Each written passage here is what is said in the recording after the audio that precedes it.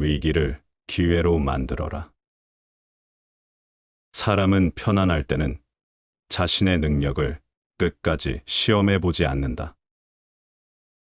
평탄한 길을 걸을 때는 굳이 더 큰 힘을 낼 이유가 없고, 굳이 더 깊이 고민할 필요도 없다. 그러나 한 발만 잘못 디디면 추락할 것 같은 벼랑 끝에 섰을 때 사람은 비로소 숨겨둔 힘을 꺼내게 된다. 두려움이 몰려올수록 살아남으려는 본능이 깨어나고, 그 순간부터 평소에는 감히 시도하지 못했던 행동을 하게 된다. 수영을 배우는 것도 마찬가지다.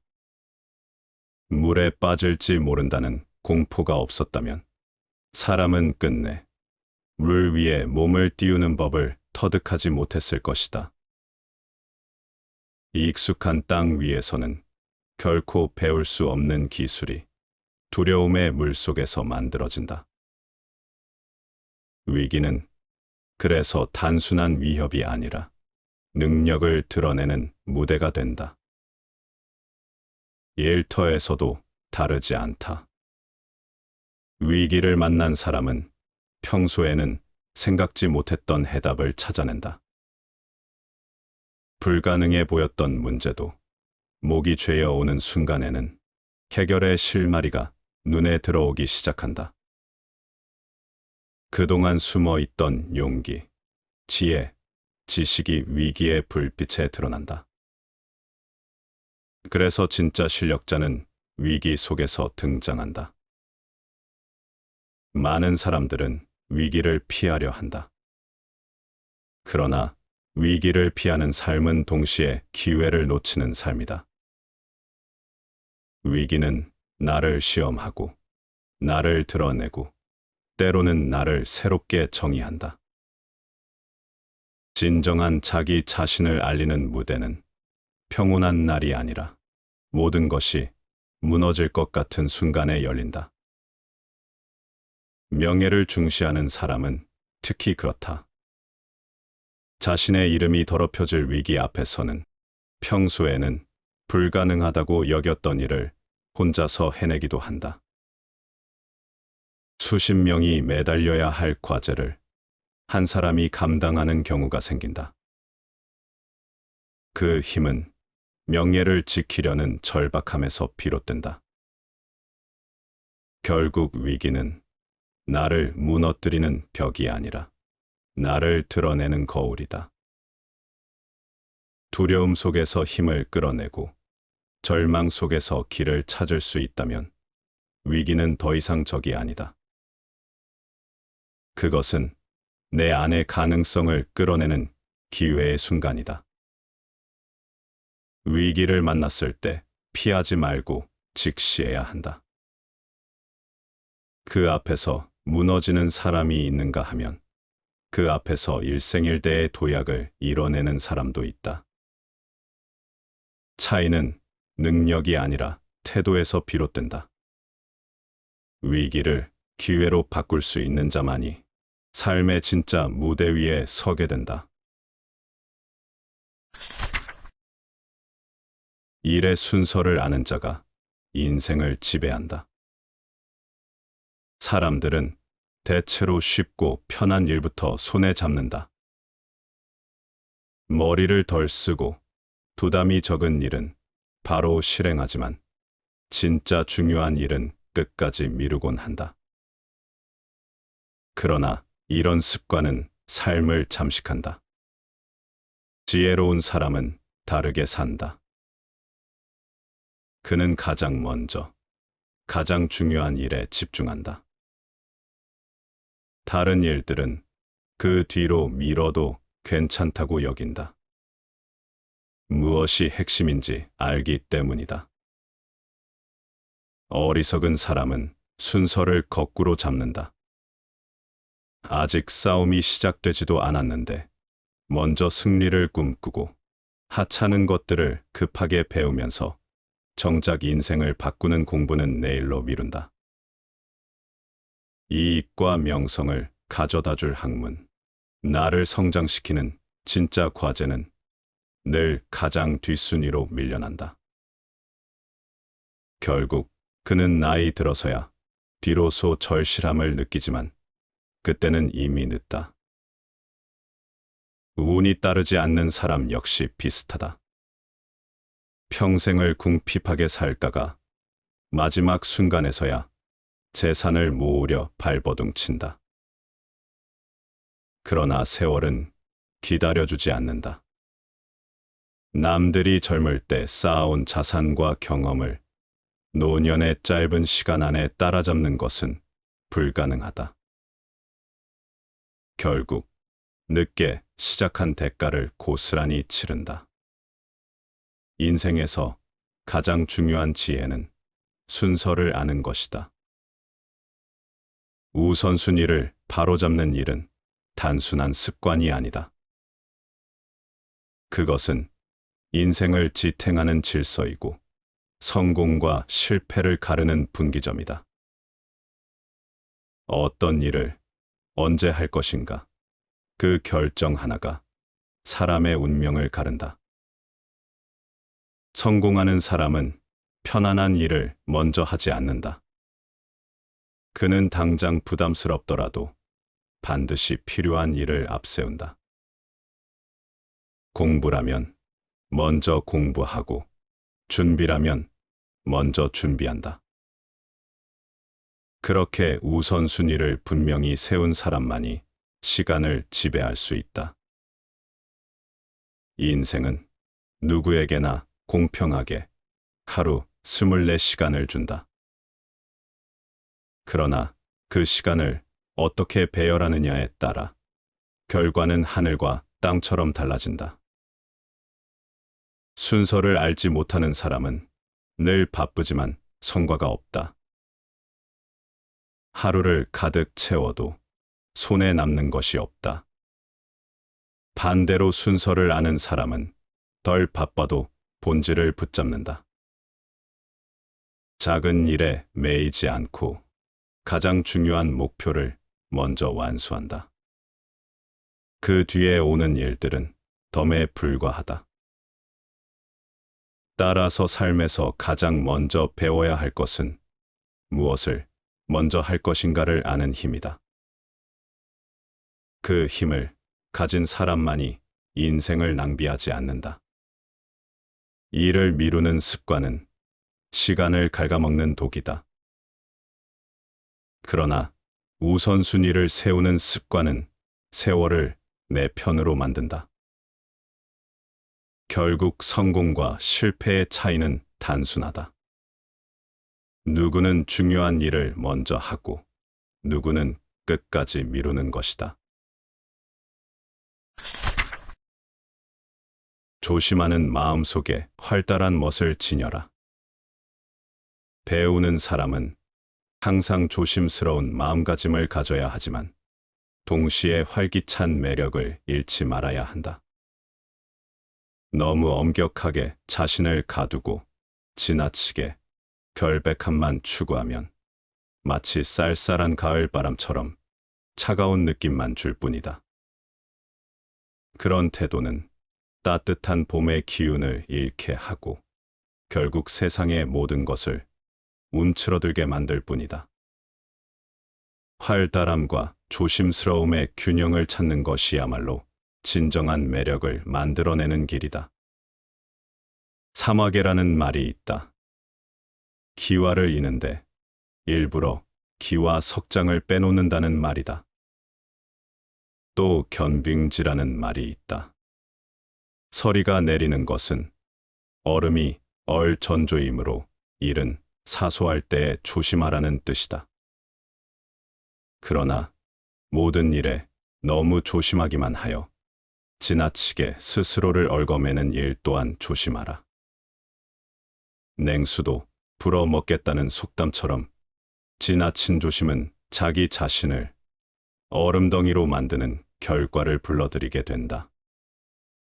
사색하면서 행동하고 행동하면서 사색하라. 그렇게만 한다면 그대는 결코 한 덩이의 얼음처럼 되지 않을 것이다. 큰 재주에는 교묘한 재주가 없다. 참된 청렴은 청렴이라는 이름마저 없다. 명성을 얻으려는 순간, 그건 이미 탐욕의 굴레에 갇힌 것이다. 진정한 재주는 화려함이 아닌 그저 단순함에 있다.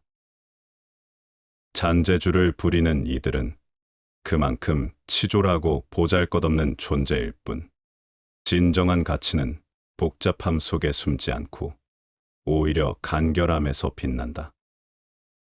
진짜 청렴한 사람은 청렴하다는 명성 자체를 껄끄러워한다. 명성에 신경 쓰는 것은 명성을 탐내는 마음이 있어서다. 자신의 청렴함이 알려지기를 바라고 신경 쓰는 사람은 진짜 인격자라고 할 수 없다. 진짜 솜씨가 뛰어난 사람은 남들의 눈을 현혹하는 화려한 기술을 뽐내지 않는다. 그런 기술이 없어도 충분히 자기 일을 묵묵히 해낼 수 있기 때문이다. 남들의 눈에 들기 위해 쓸데없는 재주를 부리는 자는 진짜 실력자가 아니다. 청렴은 성품과 행실이 높고 맑으며 탐하는 마음이 없는 것을 뜻한다. 사람들은 청렴이란 말에서 가난을 떠올리고 옹색하게 세상을 살아가는 사람을 연상한다. 그런 경우에는 청빈이란 말이 있다. 너무 청렴하여 가난하다는 뜻이다. 조선시대 명재상 황희는 너무나 가난하여 언제나 헌 옷만 입었다. 어느 날 밤 부인이 헌 옷을 빨고 있는데 갑자기 입궐 명령을 받아 하는 수 없이 뜯어놓은 솜을 입고 입궐했다. 왕은 그의 청빈에 크게 감탄했다고 한다. 청빈이 있는 곳에는 탐욕도 강한 욕망도 없다. 참으로 청렴한 사람은 자신의 청렴을 드러내지 않는다. 그와 마찬가지로 큰 재주는 오히려 어리석게 보일 만큼 그 속을 드러내지 않는다. 졸렬한 잔재주는 인생을 살아가는 데 있어 가장 돋보이는 마이너스 요인이다. 날면 기는 것이 능하지 못하다. 쓸모없는 용기는 쓸모없는 재주에 그친다.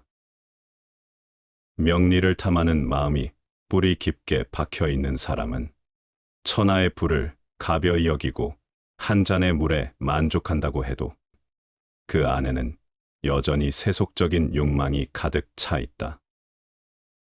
쓸모없는 용기가 완전히 사라지지 않은 사람은 비록 은혜를 널리 베풀고 이익을 나눈다 하더라도 결국 그 모든 것이 쓸모없는 재주에 불과하게 된다. 진정한 가치는 세속의 탐욕을 넘어서는 데에 있다. 그대가 명예욕에 마음이 쏠려 있을 때 재물의 이익을 이야기하면 속물이라 깔 보이고 경원당한다. 그대가 재물의 이익을 바라고 있을 때 명예를 이야기하면 몰상식하고 세상 일에 어둡다 하여 무시당하기 십상이다. 비록 천승의 불을 가볍게 여기고 한 표주박의 물을 달게 마실지라도 명예와 이익에 연연해 있는 사람이라면 쓸모없다. 그대 안에 세속의 욕망과 쓸모없는 용기를 제거하라. 가득 찬 곳에 머물지 말라. 기기가 가득 차면 엎질러지기 마련이다. 반면 방만은 비어 있을 때 진정한 온전함을 유지한다. 그래서 군자는 결코 유의 세계에 머물지 않고 오히려 무의 경지에서 살아간다. 차라리 부족함 속에 존재하더라도 넘치는 것에 얽매이지 않겠다는 것이다. 진정한 지혜는 넘침이 아닌 비움에서 비롯된다. 가득 찬 것의 허망함을 깨닫고 비움의 가치에 눈을 떠라. 의기란 물이 그릇 속에 알맞아야만 반듯하게 놓이는 그릇을 말한다. 이것은 중국 주나라 때 임금을 경계하기 위하여 만들었다는 그릇이다. 방만이란 흙으로 만든 벙어리 저금 통을 일컫는 말이다. 한 번 집어넣은 돈은 다시 꺼낼 수 없기 때문에 돈이 가득 차면 저금통을 깨뜨려야 돈을 꺼낼 수 있다.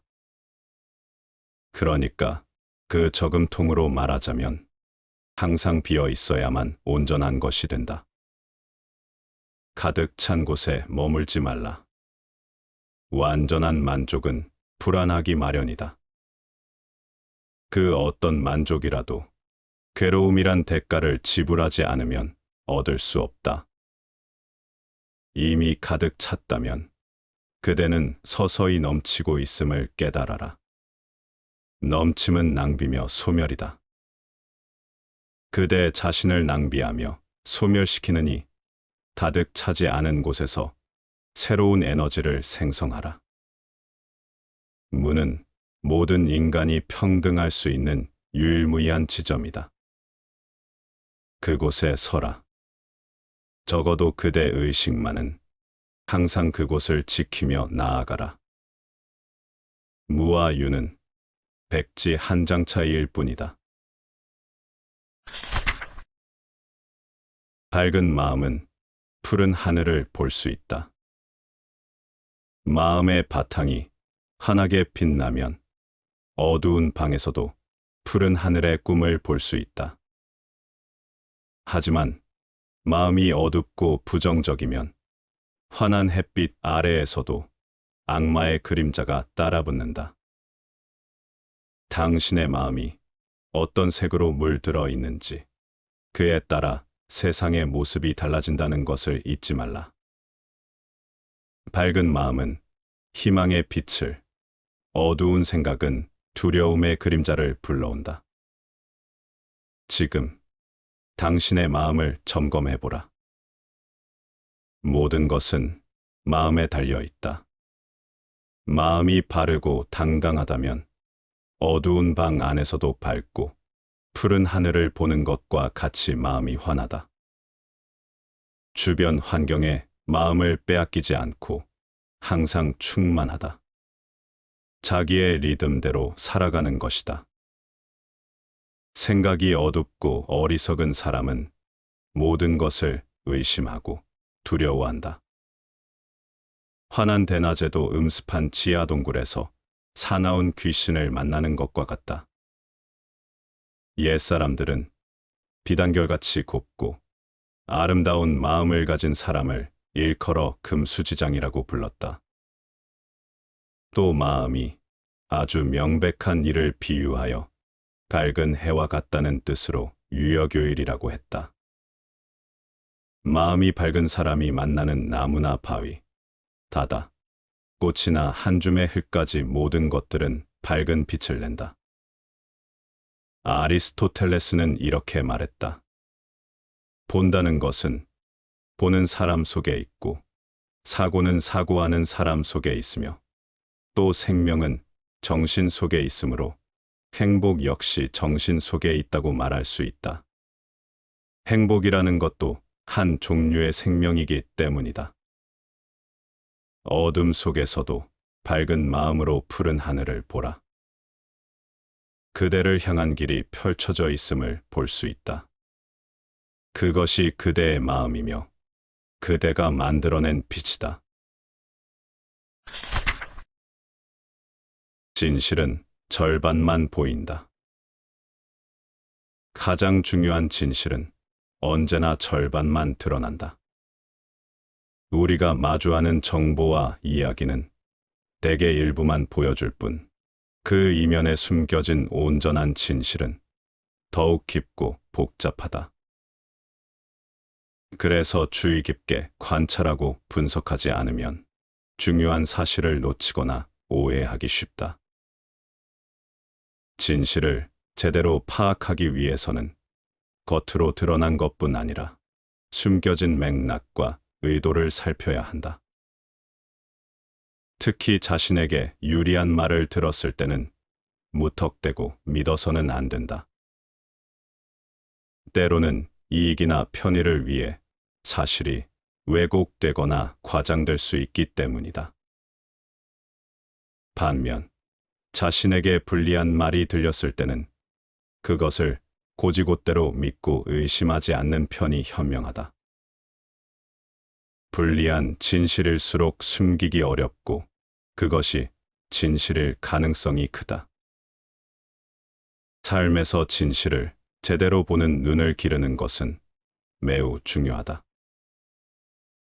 단편적인 정보에 현혹되지 않고 항상 그 이면을 살피는 태도야말로 현명한 판단의 출발점이다.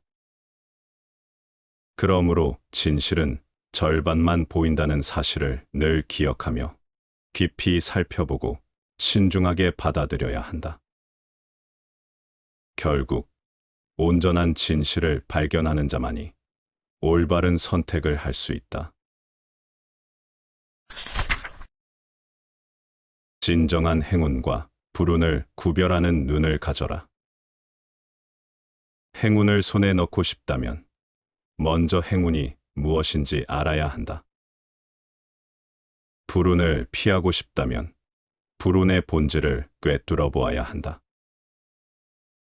그러나 대부분의 사람들은 이 둘을 제대로 구분하지 못한 채 살아간다. 그 결과 눈앞의 행운을 허무하게 흘려보내고 스스로 불운을 향해 발걸음을 옮긴다. 무엇이 진짜 기회인지, 무엇이 치명적인 덫인지를 식별하지 못한 채 막연한 기대와 두려움 속에 흔들릴 뿐이다. 인생은 종종 카드 게임과도 같다. 뛰어난 승부사는 좋은 패를 쥐는 법보다 나쁜 패를 버리는 법을 더 잘한다. 눈앞에 있는 작고 보잘것없는 기회가 나중에 올지도 모를 더 좋은 기회보다 훨씬 소중할 수 있다. 그런데 많은 이들은 미래에 대한 막연한 희망에 사로잡혀 지금 주어진 현실의 가치를 외면한다. 그리고 결국 지나간 기회에 대한 후회만을 되새기게 된다. 그렇다면 어떻게 해야 이 미묘한 차이를 읽어낼 수 있을까? 방법은 하나다. 지혜롭고 신중한 사람들의 행동을 주의 깊게 관찰하라. 그들이 무엇을 붙잡고 무엇을 포기하는지를 살펴보라. 그들의 침묵, 그들의 선택, 그들의 망설임 속에 수많은 교훈이 숨어 있다. 그들의 발자취를 따르다 보면 언젠가는 당신도 행운과 불운의 경계를 꿰뚫어보는 눈을 가지게 될 것이다. 진정한 지혜란 더 많은 것을 아는 것이 아니라 무엇이 중요한지를 정확히 구별하는 능력이다.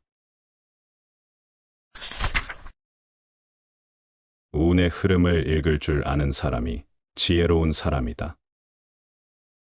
인생의 중대한 일을 시작할 때 우리는 자신의 능력이나 체력보다 더 중요한 것을 살펴야 한다. 바로 운이 우리 편인가 하는 것이다. 운의 흐름을 읽지 못한 채 능력만 믿고 나서는 일은 마치 역풍을 맞으며 돛을 올리는 것과 같다. 어떤 이는 자신의 기질과 재능을 끝없이 갈고 닦지만 정작 운의 방향을 무시한 채 그 모든 노력을 허비한다.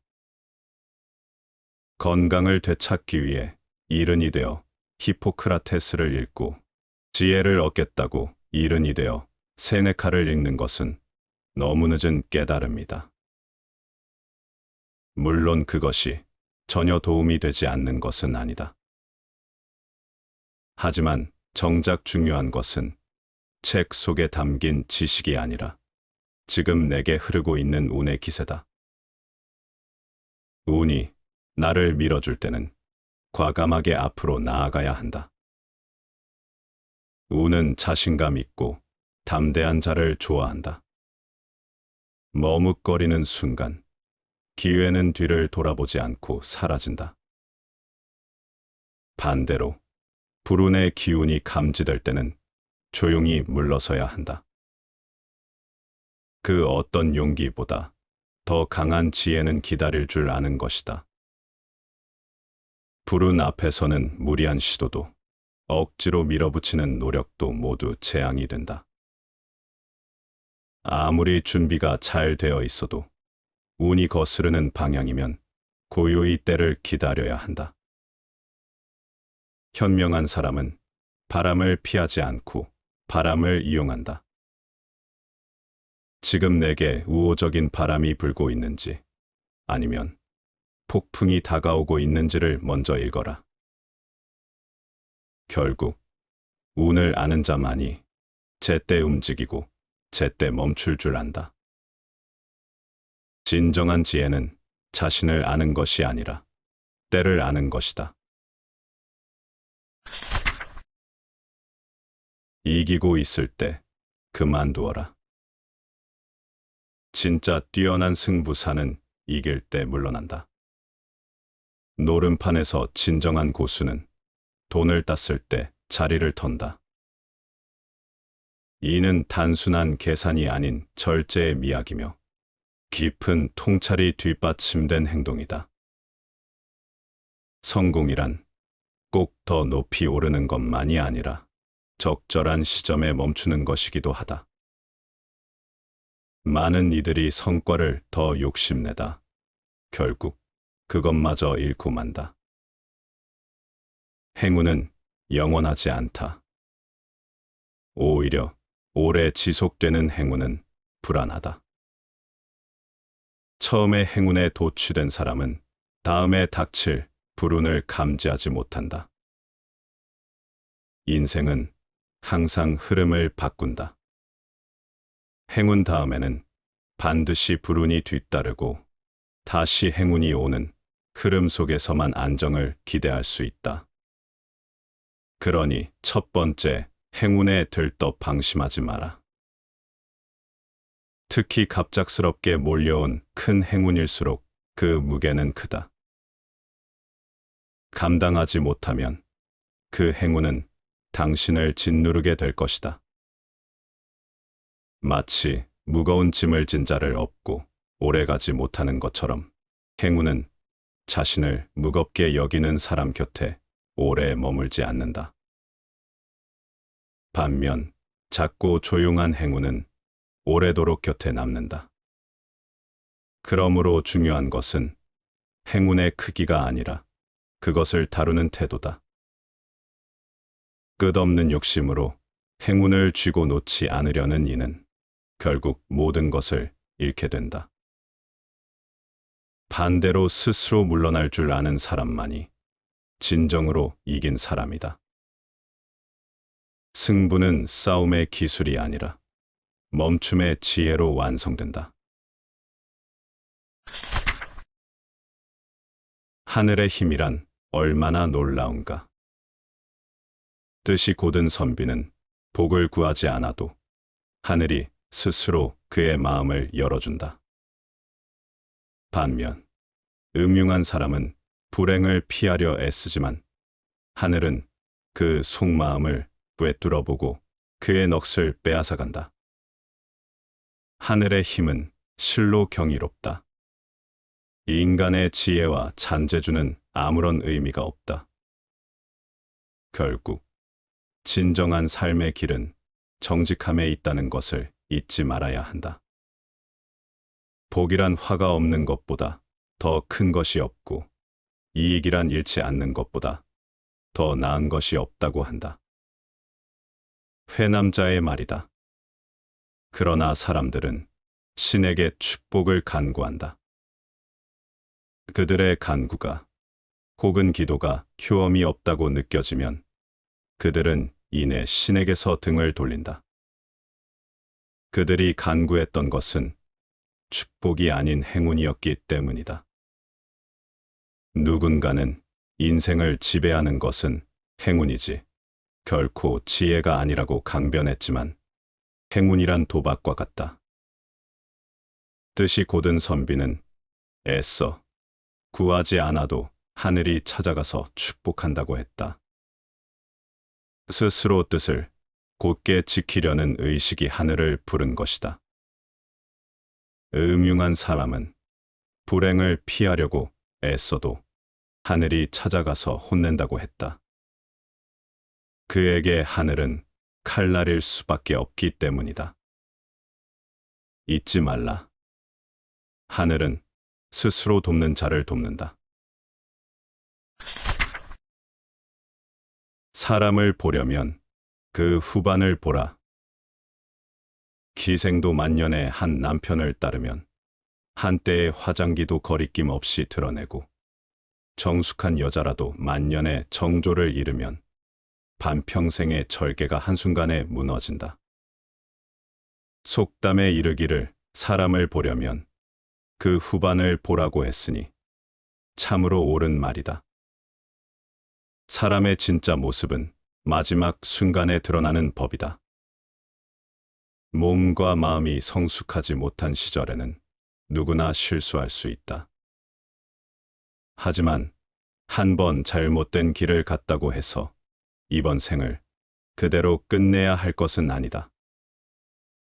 우리 삶에는 항상 자유의지와 선택의 기회가 있기 때문이다. 인생의 전반부는 좌충우돌, 시행착오의 시기라 실수할 수 있다. 과거의 허물은 크게 책임을 따져 물을 것은 아니다.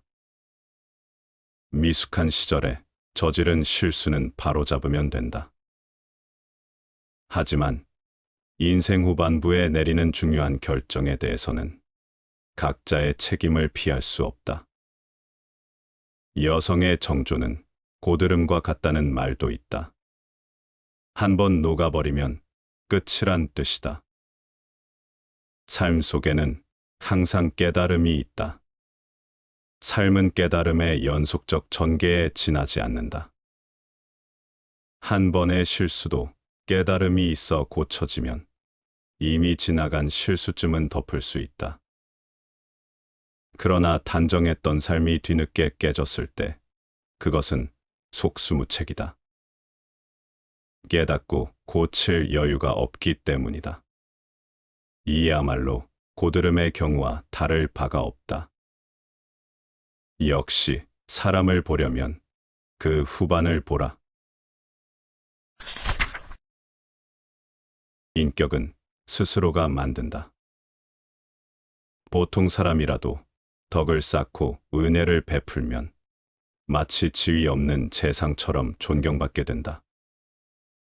반면 고관대작이 권세에 취해 자신의 은총을 팔아먹는다면 결국 지위 있는 거지로 전락하게 된다. 진정한 힘은 권력에 있지 않고 마음의 넉넉함과 덕행에 있다는 것을 잊지 말아야 한다. 사회적으로 존경받는 지위에 있는 사람이라면 마땅히 그 지위에 걸맞은 행동을 해야 한다. 꼭 법으로 정해놓지 않더라도 평범한 사람들이 그들에게 기대하는 최소한의 역할을 해야 한다. 그것이 노블리스 오블리주다. 만약 사회적인 지위를 등에 업고 개인적인 이익을 취하거나 잔머리를 써서 자기 몸의 안위만을 꾀한다면 그 누구에게도 존경받지 못하고 아무런 쓸모없는 사람이 되고 만다. 반대로 평범한 사람이라도 높은 지위에 있는 사람들이 할 법한 행동을 하면 지위는 없지만 실제로는 존경받을 만하다. 사람은 신이 아니다. 사람이 가장 아름답게 느껴질 때는 참으로 인간다운 모습을 보여줄 때다. 그때야말로 사람은 신을 닮아 있기 때문이다. 애당초 사람은 신을 닮으라고 만들어진 것이 아니다. 다만 가장 사람답게 인간다운 삶을 영위하게끔 만들어졌다. 그런데도 사람들은 사람처럼 살려고 하지 않는다. 탐욕과 쾌락과 음모와 전쟁 같은 것을 그들의 덕목으로 삼으려 한다. 탐욕과 쾌락에 빠져 허우적거리고 음모와 전쟁에 빠져 신음한다.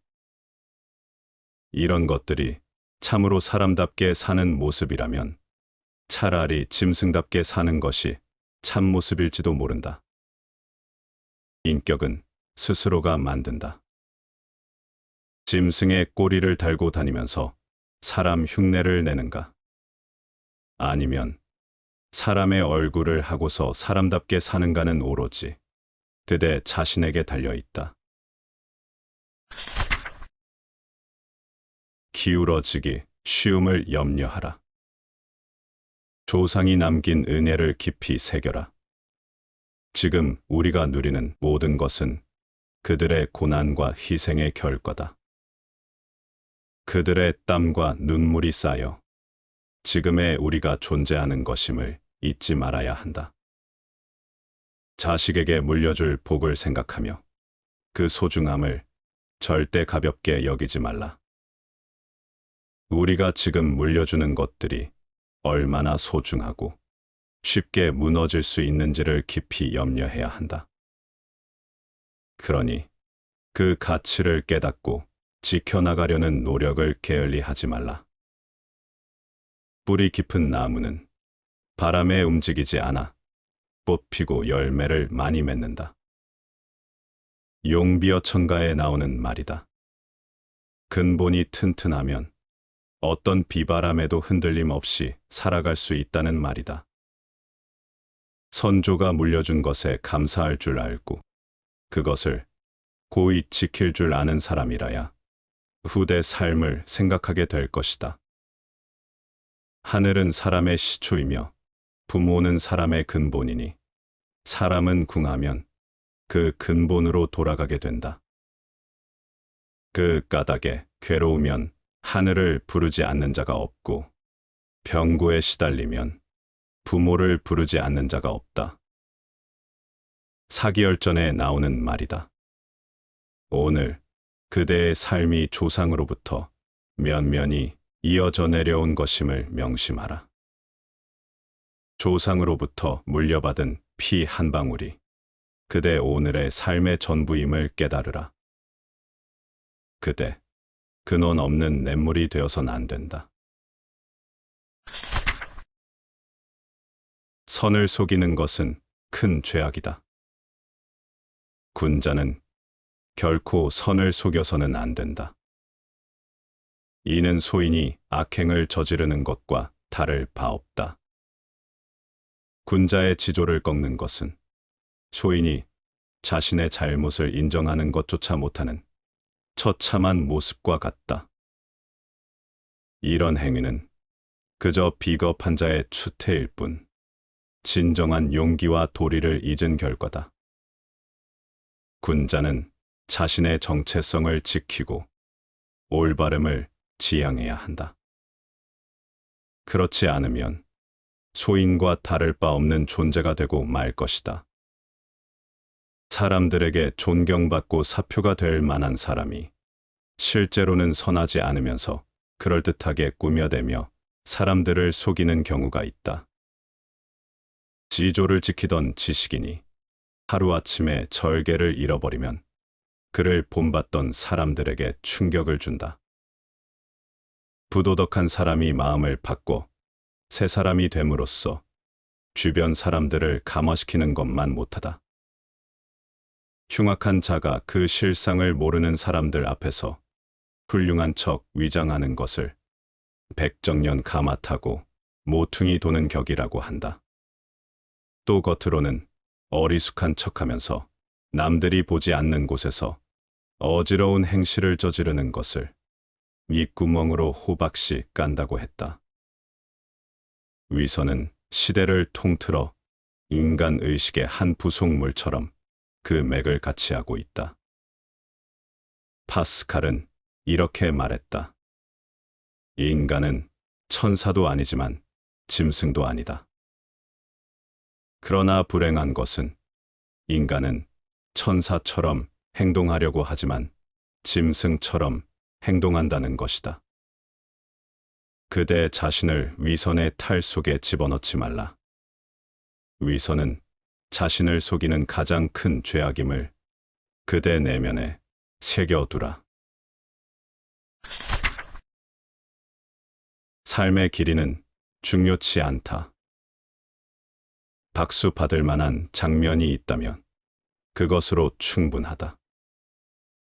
무대 위에 선 배우가 모든 막마다 등장할 필요는 없다.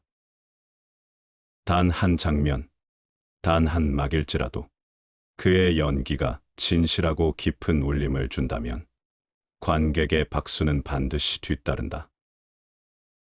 인생도 이와 다르지 않다. 모든 시간을 소유할 수는 없지만 주어진 시간 안에서 진실하게 살아간다면 그 삶은 이미 충분히 찬란한 것이다.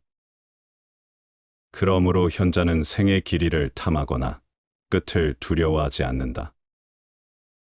짧은 생이라 할지라도 명예롭게, 단단하게 자신의 몫을 다하며 살아가는 것, 그것이 진정한 삶의 완성이다. 마찬가지로 긴 수명을 슬퍼할 이유도 없다. 농부가 따스한 봄이 지나고 여름과 가을이 온다고 하여 낙담하지 않듯 말이다. 봄은 싱그러운 젊음이며 미래의 열매를 예고하는 약속의 계절이다. 하지만 여름과 가을은 그 열매를 거두고 삶의 의미를 확인하며 자신이 지나온 길을 정리하는 지혜의 계절이다. 계절은 흐르고 인생도 흐른다. 중요한 것은 머무는 것이 아니라 그 흐름 속에서 무엇을 남겼는가 하는 것이다. 누군가는 짧은 막에 등장해도 인생 전체를 감동시킬 수 있고 누군가는 긴 무대 위에서조차 자신을 증명하지 못한다. 그러니 우리는 묻지 말아야 한다. 얼마나 오래 살 것인가를. 대신 이렇게 물어야 한다. 나는 지금 어떤 장면을 연기하고 있는가를. 죽음을 받아들일 수 있을 때 비로소 삶은 온전히 시작된다. 죽음을 두려워하지 않기 위해서는 단순한 용기가 아니라 젊은 날부터 단련된 신념의 무게가 필요하다. 그 신념이 없다면 아무리 호화로운 삶을 살고 세속적 성공을 거둔다 해도 마음 한구석의 불안은 결코 가라앉지 않는다. 죽음은 모든 이에게 공평하고 그 시기는 결코 알려주지 않는다. 언제 닥칠지 모를 죽음을 끌어안고 살아야 한다면 우리는 오직 두려움과 망설임 속에서만 머물게 될 것이다. 인간은 태어난 순간부터 죽음을 향해 걸어가는 존재다. 그리고 그 사실을 회피하려 할수록 삶은 얄팍해지고 마음은 끊임없는 불안에 시달리게 된다. 하지만 죽음을 생의 일부로 정직하게 받아들인 이는 다르다. 그는 순간순간을 더 진지하게 살아가며 스스로의 하루를 헛되이 흘려보내지 않는다. 죽음이 곁에 있다는 사실을 아는 자만이 비로소 삶의 매 순간을 경건히 대하게 되기 때문이다. 혹자는 말할지도 모른다. 죽음은 아직 멀었다고. 그러나 누가 보증할 수 있는가? 내일의 해가 나를 기다릴 것임을. 그러니 진정한 평온은 죽음을 피하는 데서 오는 것이 아니라 죽음과의 화해 속에서 주어진 삶을 충실히 살아내는 데서 온다. 오늘 하루를 마지막인 듯 살아가는 자, 그는 결코 허망한 삶을 살지 않는다. 죽음을 마주한 이의 눈빛에서 우리는 오히려 삶의 빛을 보게 된다. 그 눈빛이 담담하다면 그는 이미 인생에서 가장 높은 지혜의 자리에 다다른 자일 것이다. 자기 자신에게 엄격하라. 남을 꾸짖을 때는 허물 있는 중에서 허물 없음을 찾아내라. 그러면 감정이 평온해진다. 자기를 꾸짖을 때는 허물 없는 중에서 허물 있음을 찾아내라. 그러면 덕이 자라난다. 스스로 모르는 것을 자각하는 사람은 참으로 지혜로운 사람이다. 사람들은 자기 자신을 참으로 꾸짖어야 할 때, 그리고 자신을 꾸짖을 수 있는 기회가 모쪼록 찾아왔을 때도 오히려 그 일로 하여 타인을 꾸짖으며 자기 자신을 위로하려 애쓴다. 타고르는 자기의 존재에 대해 끊임없이 놀라는 것이 인생이라고 했다. 자기를 모르는 것은 그만큼 세상을 바라보는 눈이 모자란다는 뜻이다. 자기를 알 때 비로소 세상을 알 수 있고 그 세상 속에서 그 세상을 이겨나갈 수 있는 것이다. 세르반테스가 말했다. 훌륭한 사람을 보면 그의 덕을 자신도 가지고 있는가 생각하고 나쁜 사람을 보면 그의 죄가 자기에게도 있지는 않은가 돌아보라. 그대 자신을 향한 매질에 과감하라. 자신과의 싸움에 도전했을 때만이 그대의 가치를 만날 수 있다. 그것은 무엇보다도 확실한 그대 몫이다. 소리 드문 곳에 마음의 본 모습이 있다. 바람 자고 물결 고요한 가운데 인생의 참 경계를 보고 맛이 담담하고 소리 드문 곳에서 마음자리의 본연을 안다.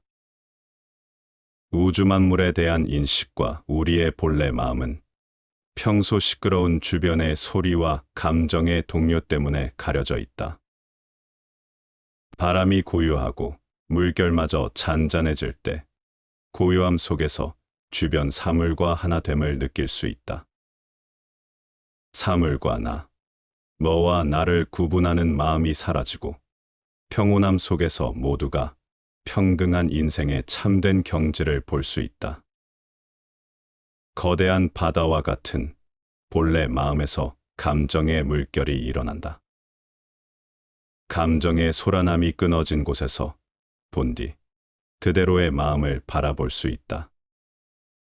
고요해야 본체를 인식할 수 있다. 자신을 되돌아보는 시간을 만들지 못하면 자기가 살고 있는 이 세상을 바로 볼 수 없게 된다. 소크라테스는 음미하지 않는 인생은 살 보람이 없다고 했다. 인생을 스스로 음미해보며 거기에 보탤 것을 보태고 뺄 것은 뿌리째 뽑아버려야 할 것이다. 고요한 시간을 가져보라.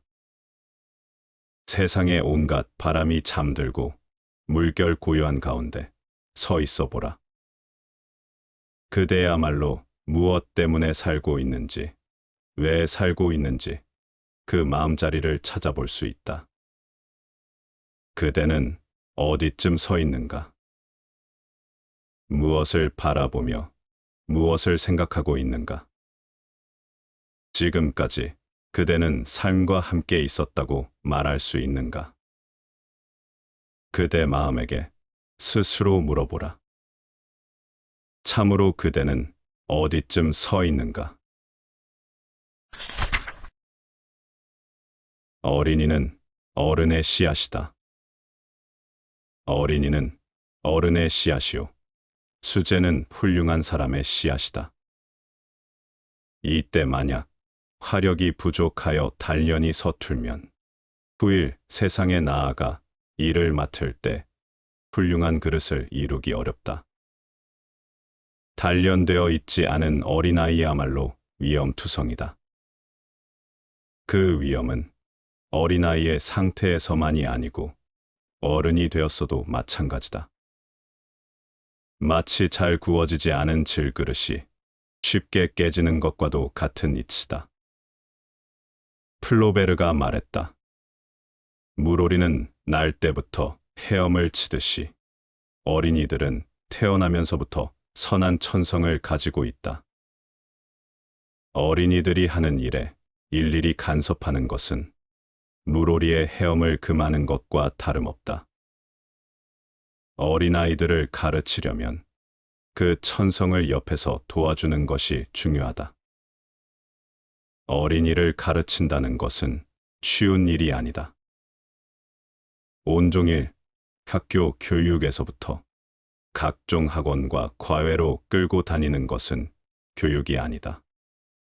그것은 엄청난 혹사에 불과하다. 어린이가 천성으로 지닌 모든 정서를 도외시하면 그것은 그 어린이의 방향을 잡을 수 없게 하는 행위이며 범죄다. 어린이는 어른으로부터 가장 아름답게 보호받을 수 있는 권리를 안고 태어났다. 또한 어린이는 생명을 비롯한 모든 것에서 자유로울 수 있는 권리를 이미 부여받았음을 명심하라.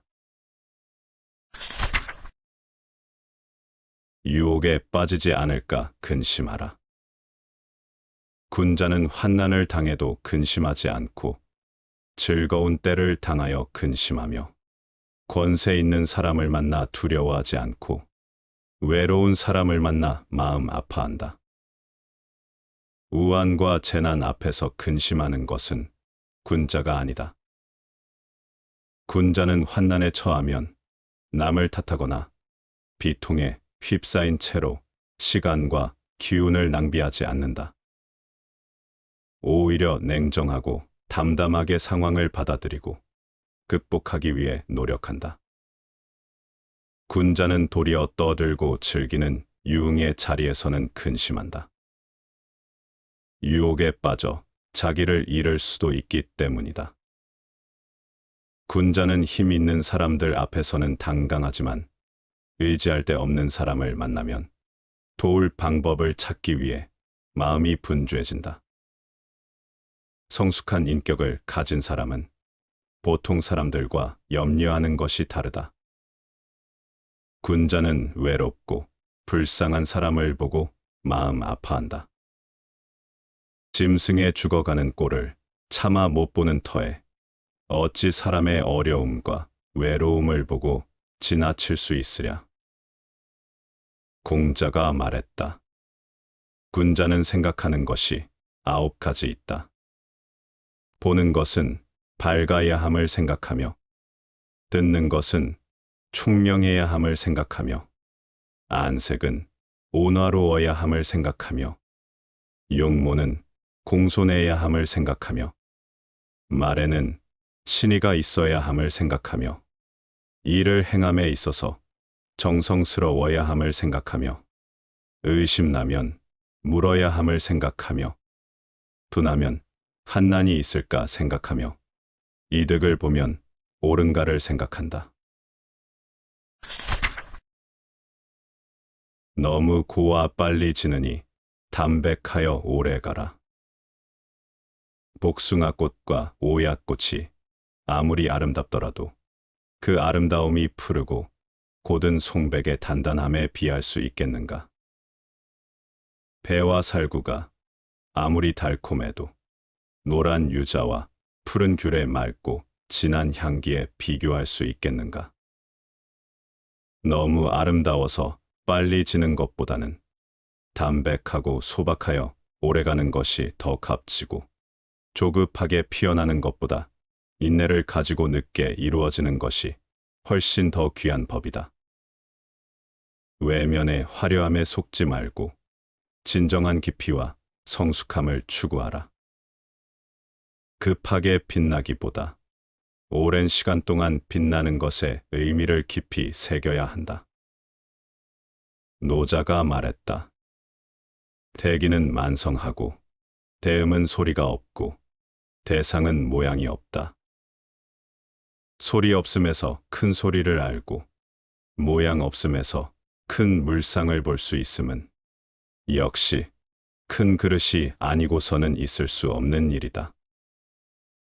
복숭아꽃, 오야꽃처럼 일찍 그 자태를 자랑하지 않고 배나 살구처럼 일찍 그 단맛을 보여주지 않다가 늦게서야 커다란 그릇을 내밀며 마 보란 듯이 나타나는 사람을 가끔 만나게 된다.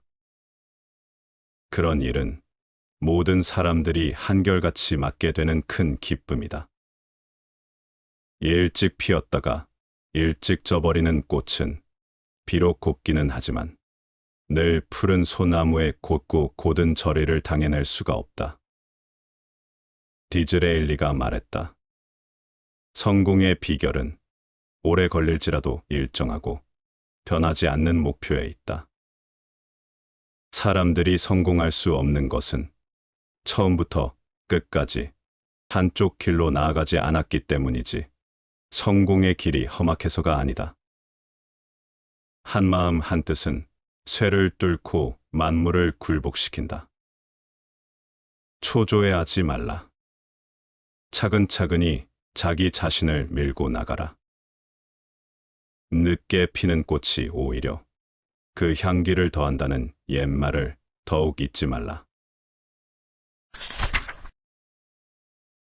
남을 가르칠 수 있는 사람. 끊임없이 이미 얻은 학문을 익히고 끊임없이 새로운 학문으로 그것을 보탠다면 그는 곧 사람들의 스승이 될 수 있을 것이다. 공부는 배운 것을 앵무새처럼 줄줄 외우는 것이 아니다. 그것은 기계도 할 수 있다. 그렇다면 진정한 공부는 무엇인가? 진정한 공부는 지식을 오롯이 자신의 것으로 소화해서 자기 언어로 표현할 줄 아는 것이다. 알고 있는 것을 연결하고 실천하고 새로운 것을 만들어내는 것이 공부다. 이미 배운 것에만 매몰되어서도 안 된다. 언제나 새로운 것을 기꺼이 받아들이려는 열린 마음, 말랑말랑한 두뇌가 필요하다. 그런 배움의 자세를 가진 사람이 남을 가르칠 자격이 있다. 사람이 지닌 그릇의 크기는 그 자신에게 달렸다. 명석한 사람은 자신이 하나의 가련한 기계가 되어 단지 한 가지 일을 하는데 적합한 사람이 되도록 허용하지 않는다. 군자는 그릇처럼 국한되지 않는다. 그릇은 모양과 크기, 용도가 정해져 있다. 변화의 가능성이 없는 물건이다. 하지만 사람은 언제나 변화와 성장의 가능성을 갖고 있다. 나는 이런 사람이야 라고 생각하면 딱 그 생각만큼의 사람이 된다. 어릴 때부터 발이 묶여지는 코끼리는 아무리 용을 써도 도망갈 수 없다고 스스로 한계선을 그어버린다.